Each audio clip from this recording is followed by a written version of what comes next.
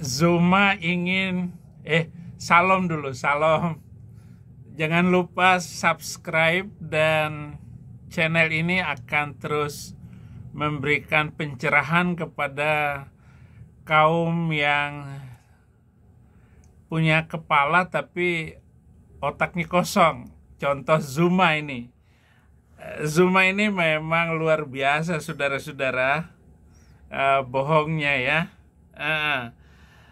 Apa kata Zuma, saudara-saudara? Yang dikorbankan itu adalah Nabi Ismail alaihissalam, bukan Ishak. Anda bisa lihat di dalam Kejadian 21 dan 33. Mari kita cek langsung. Yang dikorbankan. Jadi Kejadian 21 ayat 33, faktanya seperti yang sudah saya buat ini. Kejadian 21 ayat 33 bunyinya, lalu Abraham menanam sebatang pohon tamariska di Beersheba dan memanggil di sana nama Tuhan Allah yang kekal. Di ayat 34, dan masih lama Abraham tinggal sebagai orang asing di negeri Palestina. Tetapi mari kita lihat sebenarnya di dalam Alkitab lebih tegas untuk menyebut bukan Ismail yang dikorbankan. Ada ustadz yang juga si Habib Jafar yang sudah saya buat video yang sama untuk menegur dia. Jelas sekali di dalam Alkitab yang menjadi sumber utama cerita itu dari Alkitab, tulisan Musa. Bukan buatan ngompol Nabi Arab. Kejadian 22 ayat 2 firmannya, ambillah anakmu yang tunggal itu yang engkau kasihi, yakni Ishak, pergilah ke tanah Moria dan persembahkanlah dia di sana sebagai korban bakaran pada salah satu gunung yang akan kukatakan kepadamu. Nah, jelas sekali nama Ishak bukan Ismail. Dan dari sejarah, kenapa kalian Muslim itu tahu nama Ibrahim, Ismail, dan Ishak? Itu karena Alkitab. Al-Quran tidak mengenal istri Abraham yang lain, yang tidak dia kenal sama sekali. Ada Keturah dan masih ada anaknya 5 lagi dari Keturah. Dan ini Muslim tidak tahu itu sejarah. Dia hanya tahu Sarah dan Hagar. Dan nama-nama itu pun tidak ada nama Sarah kah, istri Abraham, tidak tahu. Hagar juga nggak tahu kalau mereka tidak membaca Alkitab. Kejadian 22 ayat 3, keesokan harinya pagi-pagi Abraham bangunlah. Ia memasang pelana keledainya dan memanggil 2 orang bujangnya beserta Ishak anaknya. Ia membelah juga kayu untuk korban bakaran itu. Lalu berangkatlah ia dan pergi ke tempat yang dikatakan Allah padanya. Kejadian 16 ayat 11. Kita lihat ini runtutan ceritanya sampai dengan hadis bualan kanjeng. Kejadian 16 ayat 11, selanjutnya kata malaikat itu kepadanya, engkau mengandung dan akan melahirkan seorang anak laki-laki dan akan menamanya Ismail, sebab Tuhan telah mendengar tentang penindasan atasmu itu. Kejadian 17 ayat 18, ayat 19. Tetapi firman Allah, tidak melainkan istrimu Sarah lah yang akan melahirkan anak laki-laki bagimu, dan engkau menamai dia Ishak, dan aku akan mengadakan perjanjianku dengan dia menjadi perjanjian yang kekal untuk keturunannya. Bukan Mael. Mael itu hanya dikasih duit, dikasih harta dan kekayaan, silakan lu kaya. Tetapi mengenai perjanjian, anak perjanjian itu hanya lewat Ishak. Kejadian 17 ayat 20 tentang Ismail. Aku telah mendengar permintaanmu, ia akan kuberkati, kubuat beranak cucu dan sangat banyak. Ia akan memperanakan 12 raja dan aku akan membuatnya menjadi bangsa yang besar.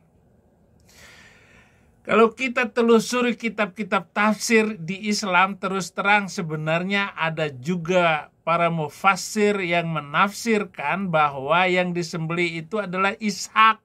Nah, ini kan ngawurnya mereka dan bukan Ismail. Namun argumen katanya itu lemah kalau tentang Ishak. Tetapi saya akan lebih percaya tentang Alkitab. Jadi perdebatan antara kata Alkitab dan hadis nabimu ini harus kau pertanggungjawabkan. Zumma plukusuntur. Kamu sangat mengerikan kebohonganmu itu. Kamu sudah salah menyebut Kejadian 21 ayat 33 tidak ada kaitannya dengan nama Ismail. Saya nggak tahu apakah kamu salah ngomong atau sengaja nipu. Emang lu nipu. Kemampuan kamu tidak ada secara intelektual untuk memahami ini, Zuma. Oleh karena itu tutup mulutmu atas kebohonganmu itu yang terus menerus. Lalu kamu mengatakan ini lemah. Perbedaan itu dikarenakan, ini kata mereka nih, tidak tercantumnya nama Mael secara eksplisit di dalam ayat yang menceritakan tentang kisah penyembelihan itu di dalam Sofat. Ayat 99 sampai 102. Nggak ada ayat nama Mael. Mael itu hanya ada dalam film Ipin Upin. Film kartun, nah itu ada nama Mael. Sedangkan kita mengatakan bahwa yang disembelih adalah Ismail dengan dasar-dasar hadis Rasulullah yang berkata tentang dirinya, aku adalah anak keturunan dari 2 orang Zabihain yang disembelih. Ini hadis riwayat Al-Hikam. Yang dimaksud dengan Zabihain adalah 2 orang yang hidupnya terancam disembelih. Siapa? Nggak jelas juga.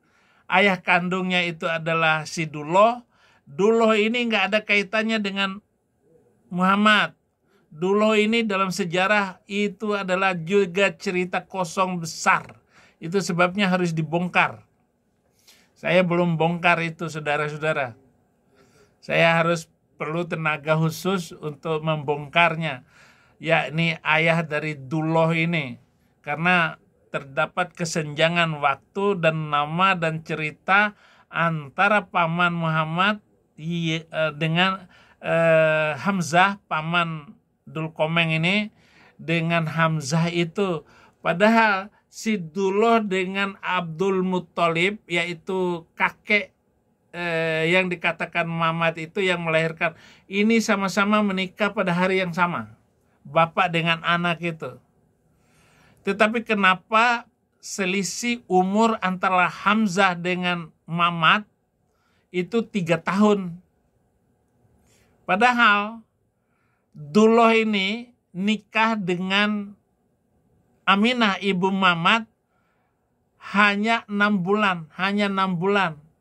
Abdullah meninggal.